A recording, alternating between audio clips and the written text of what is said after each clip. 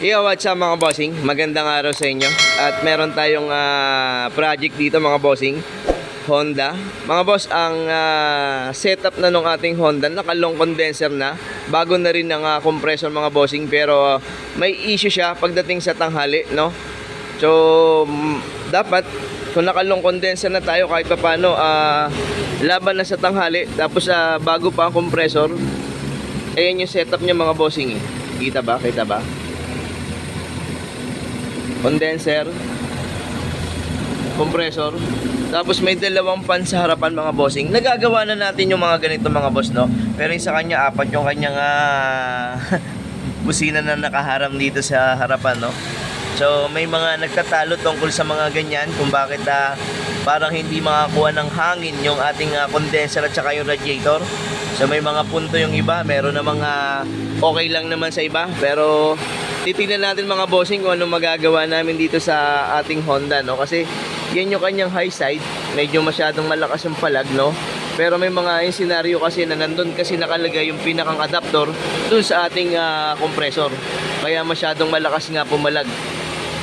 Titingnan natin kung mababawasan natin yung ganyang kalakas na palag para makakuha tayo ng medyo malakas na lamig sa tanghali. Kasi yun ang nagiging issue mga bossing, high pressure. So nagtanong tayo ng history sa ating kliyente, nung kinabit yung compressor, hindi daw sila nagpalit ng langis, nag-additional lang, no? So titingnan naman natin ngayon kung pag natanggal natin lahat ng langis at masukatan natin ang tamang langis, kung makakakuha tayo ng magandang response ng lamig sa tanghali, no? Pero sa ngayon mga bossing, dahil medyo maaga pa, okay naman yung lamig mga nasa alas 8 lampas na. Pero meron naman siyang response ng lamig, 7.8 mga bossing ngayon, no? Yun yung binibigay na lamig ng ating aircon. So malamig naman siya, pero yun nga lang, pagdating daw sa tanghali, kapos yung lamig, no? So sa ganitong setup mga bossing na ginagawa namin, umuubra na sa tanghali ito yung long condenser, tas samahan mo pa ng bagong compressor, pero hindi naman legit yung compressor niya mga boss. Ibig sabihin hindi naman siya original, no? Pero sabi ng ating kliyente orig daw, pero nakita natin yung nakalagay ni sticker, hindi siya original, no? Para sa atin, no? Para sa atin, kasi may mga tinitingnan tayo ng mga sticker kung orig o hindi, no? Mga boss, ito yung lamig tingnan nyo yung lamig, malamig siya pagka umaga, pero pagka tanghali kulang na siya.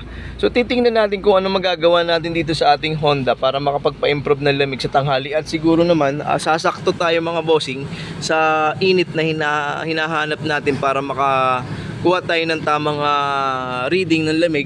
So siguro sa tanghaling tapat, kung makakakuha tayo ng ganyang kalamig, palagay ko naman lalaban yan mga bossing, no? Hindi ko lang alam kung gaano kalamig to sa tanghali, itong binibigay na reading nitong ating thermometer sa ngayon, no? Wala akong ibang mai-offer mga bossing, kasi magbe-base na lang ako doon sa pagkakagawa nila. So doon sa pagkakasalpak ng compressor na hindi nag-change oil, so titingnan natin kung uubra yung pag-flushing ng buong system para makakuha tayo ng mas magandang lamig, no? Okay lang mga boss ito yung pinaka-actual na ating nakuhang lamig. Malamig ko sa malamig, no?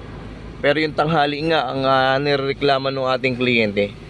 Okay, so tingnan natin mga bossing, at matcha-challenge na naman tayo rito, at tingnan natin kung ano ba yung mga naikabit nilang pyesa, lalong-lalo na sa expansion valve, kung nagkakaroon ba ng trouble pagdating sa mga pagbabago ng temperatura, kung sumusobra na ba ang init, kinakaya pa ba niya. So tingnan natin yung mga bossing, no? Papa-pull out muna natin lahat itong system ng ating Honda. Okay? Mga boss, yung ating compressor, naibaba na natin. Na-check na naman natin yung langis. Hindi naman siya talaga black oil, no? So, malamang may konting pag-asa tayo na makakuha tayo ng additional na improvement ng lamig. Pero may mga nakita kami sa langis niya na may mga konting ribaba, no? May mga makikinang. Tapos, may mga itim-itim naman na lumabas na buo-buo doon sa ating evaporator, mga bossing. So, ang trabahong gagawin lang namin dito talaga ngayon i-wash out natin yung buong system para subukan natin yung ating mga langis o yung langis na ginagamit natin dito sa atin. Saka yung refrigerant natin, no? Kung magkakaiba ba kami ng gamit na langis, oil, or kaya refrigerant. tinanggal natin yung bumper mga bossing para makita natin, masukat namin na eksakto yung nilagay nilang condenser.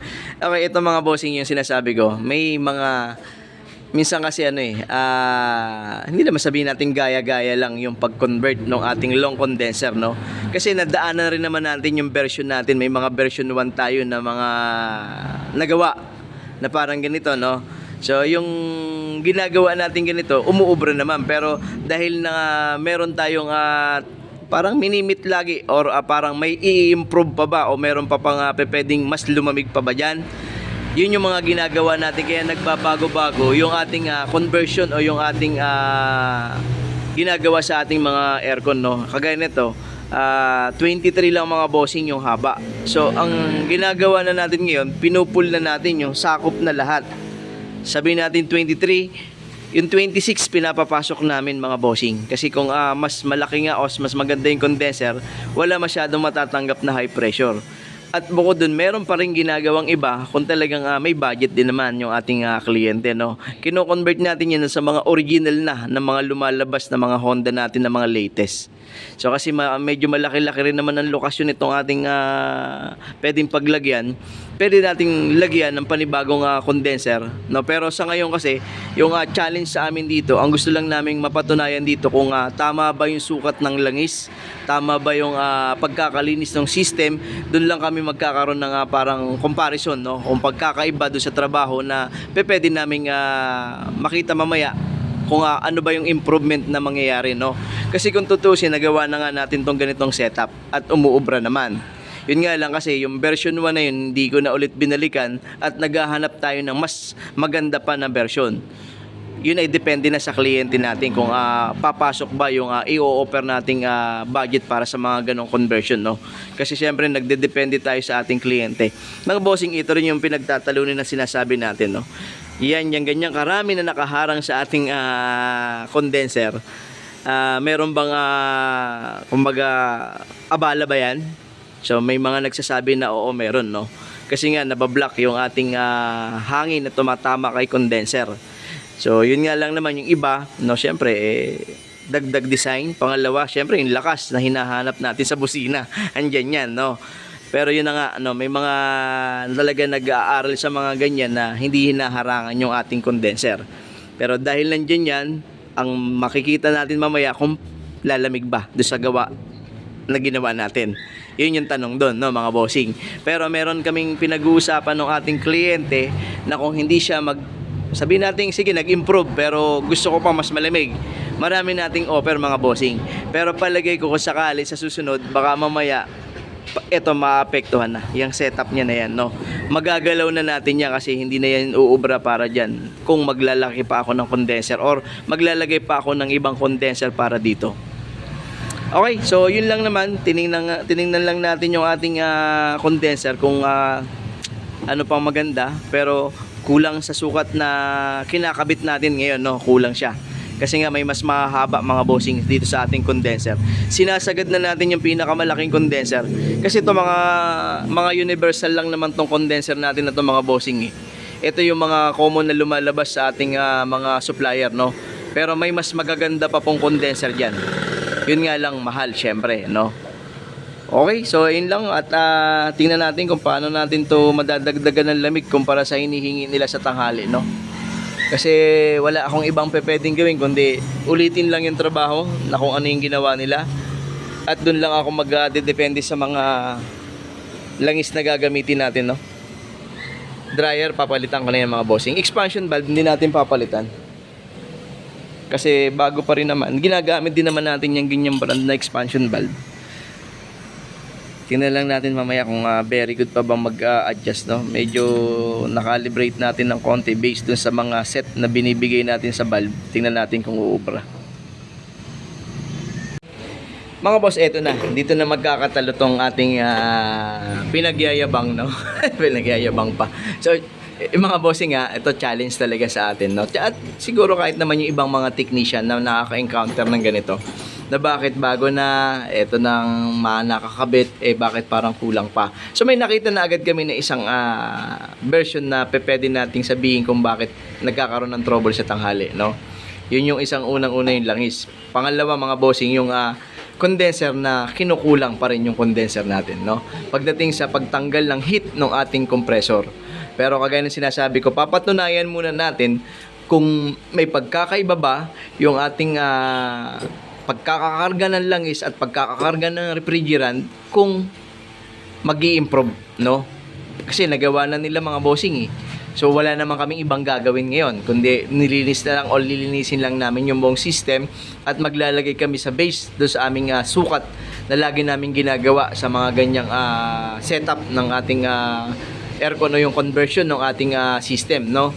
So titingnan natin kung may pagkakaiba yon at challenge nga mga bossing sa amin itong mga ganito, no? Pero meron na akong offer kay bossing kung halimbawa makukulangan pa rin siya sa ibibigay na lamig, doon na kami babanat sa condenser, no? Kasi yung version 1 natin sila yung nakita namin ngayon sa setup niya, no? Pero yung version 2 at version 3 natin, malayo na yung improvement nung ginagawa natin doon sa mga unang version natin. Okay, so hindi ko muna papakialaman. Kakarga lang muna tayo ng panibagong langis based sa sukat na ginagamit natin. Evaporator natin mga bossing, niligtas natin, no? Hindi na ako gumamit dito sa ating napakalaking, ko lang kung bathtub tong ginawa ng ating ligtis. Ang laking tubig na nasasayang ko pag nagliligtis ako dahil lang haba-haba lo nilagay nila. Kaya pag maliliit, dito na lang muna tayo mga bossing. So kita naman dito sa atin, no? Sayang tubig eh. So, mali kasi yung design, no? Kaya sinasabi ko pag dapat ginagawa nandito eh. Para hindi sayang. And daming tubig pa nung kakailanganin ko. Para maligtas ito, kalahating timba lang. Wala naman mga bossing. So negative naman tong ating evaporator. Clear naman sa leak, no? Kasi may refrigerant naman talaga kanina. Ang problema nga lang mga bossing, pag na-flushing na, minsan kasi lumalabas yung singaw, no? Negative naman.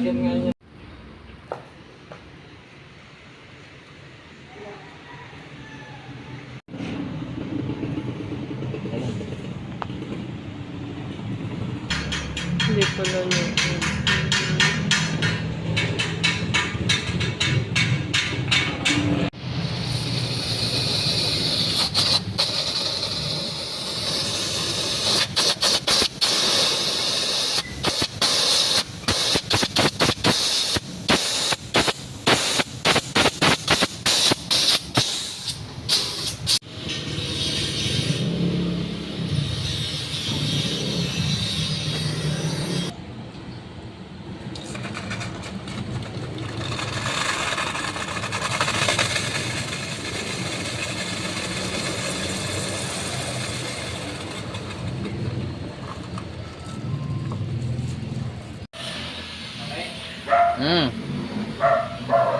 Diba? Diba? Lumabas na.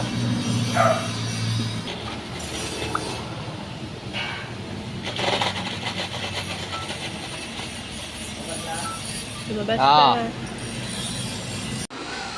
Mga bossing, naikabit na natin yung ating mga piyesa. Compressor, evaporator, clear na mga boss.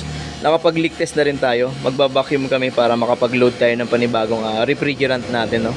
So, titingnan na natin dito mamaya kung yung galaw ba ng ating gauge kanina na nakuha, makukuha pa ba natin ngayon dun sa version na ginawa natin, no? So, sana mayroong pagkakaiba, no? Para, syempre, madagdagan yung lamig na hinahanap natin. Kasi, kung tutuusin mga bossing, okay na sana yung response ng lamig na gano'n kababa sa thermometer natin. Kaso ang problema, malamig yung klima ng panahon na yun. So titingnan natin ngayong tanghali kung makakakuha pa ba tayo ng ganong kalamig sa thermometer natin. At syempre, bibilad natin siya sa araw. Sana lumabas yung matinding sikat ng araw para makuhaan natin siya ng eksaktong reading mga bossing, no? Mga bossing, nakapag-load na tayo ng refrigerant at mga alas 12 na mga bossing, tumututok na yung sikat ng araw sa ating sasakyan. At ito na yung reading na nakuha namin mga bossing. So natutuwa ako dahil nag-improve naman ng konti, no? Kasi 25 yung low side, nag-automatic pa. Mga nasa 175 yung ating high side mga bossing, no? Walang 175. Tapos yung lamig mga bossing, kanina, kagaya na sinasabi ko, okay naman yung lamig nung ganong oras. Pero syempre, iba na yung mainit yung panahon natin mga bossing. Konti na lang kasi tatama na yung ating araw dito sa ating Doon sa ating may konting lambat yan mga bossing eh. So medyo malamig-lamig ng konti ron, pero pagdating dito wala na, medyo mainit na talaga yung sikat ng araw, no. So yung lamig naman na nakuha mga bossing, nag-automatic eh. Pero yung lamig na nakuha niya mga boss, hindi pa nagbabago simula kanina na pag hindi nag-automatic mga bossing, umaabot siya ng mga nasa 5 pababa, ano. Ito, kagaya niya, no? 6.7. Hindi pa nag-off. Ayun na, nag-off. So, mas bumaba pa nga. Ayun, namatay, mga bossing. Nag-automatic siya. Pero ibig sabihin, mga boss, yung klema kanina, umaga, at klema ngayon, magkaiba na po yan. So, kaya sabi ko, mag-standby lang kami ng ganun lamig kahit pa paano mapapakinabangan ng kliyente natin to, no? So mag-oobserba pa rin kami hanggang mamaya, at pwede pa rin ako magtaas ng thermostat kasi hindi ko pa ginalaw yung setting ng thermostat nila. So pwede pa ako magdagdag ng konti para mas lumamig pa. Kasi syempre hanggat hindi nag-automatic, mas lalamig. Kasi mas bumababa yung thermometer natin, no? Pero syempre, wag naman yung hindi mag-automatic mga bossing. So mag-a-adjust lang ako kasi nakaset daw to, sabi nung kliyente, ng kalahati. So baka kaya natin mag 3/4 at mag-automatic pa rin siya ron. Okay yun. Okay, so konting-konti na lang. Mag-obserba pa tayo ng konti. Tapos papainal ulit tayo mga bossing mamaya. Mga bossing, final na tayo ng ating reading, no? Nag-automatic siya pero bumababa tayo. Kung hindi nag-off mga boss, umabot yan, nag-automatic. Umabot siya ng 20 pero 25 pagka nag-automatic. Tapos yung lamig mga bossing, alauna na mga boss, alauna na. Ito na yung sikat ng araw natin, no. Tinamaan na yung kalahati, halos kalahati ng ating sasakyan. Tapos yung pinakang lamig na nakuha natin kahit ganito ng oras mga bossing, malamig naman. Yan, kabubukas lang, nag-on. Mga boss, ito 8.5. Bumababa siya ng mga nasa 6.5 mga bossing. So yung lamig ng nakuha natin simula nung umpisa, so hanggang ngayon tanghali, alauna, very good pa naman mga bossing. So hindi pa natin siya masasabing hindi siya uubra sa tanghali, no? Yan, 6.6 mga bossing, yung speed ng hangin medyo mataas pa yan. Yun, nag-automatic. Sa 6 mga boss, nag-off siya. Okay, ayun lang. At sana mapakinabangan ng ating kliyente mga bossing, no? Pero wala namang espesyal sa ginawa natin dito sa ating Honda, bukod dun sa ating paglinis ng system at paglagay ng tamang sukat ng langis, no? Kahit yung kanyang pan hindi pa natin ginagalaw, no? Pero syempre may mga offer ako na pwede nating ibigay pa sa kanya mga boss pag hindi pa sila komportable dito sa ating aircon na ginawa na to, no? Okay, ayun lang mga bossing, at syempre salamat ulit sa pagsubaybay sa ating maliit na channel mga bossing, at salamat sa suporta sa mga pumupunta sa atin. Maraming salamat mga boss, at yan nyo, at bibigay pa namin yung aming makakaya, at magpapa-upgrade pa tayo ng ating skill. Siyempre, yung ating kung ano pa yung madadagdag natin mga tools, mga bossing, gagawin natin dito sa ating shop, no? January pa talaga ang pinakang ating final na magbubukas dito, kasi yung ating mga dokumento para dito ay inaayos pa natin lahat, no? O, ayun lang mga bossing, at hindi ko, Paranaque pa yata to sa ating kliyente. Tingnan natin kung makakapagpaalam tayo. Pero ayun lang mga bossing, maraming salamat sa inyo, Maraming salamat sa suporta sa Team RCS. Okay? So ingat lagi mga bossing, at God bless sa ating lahat. Thank you.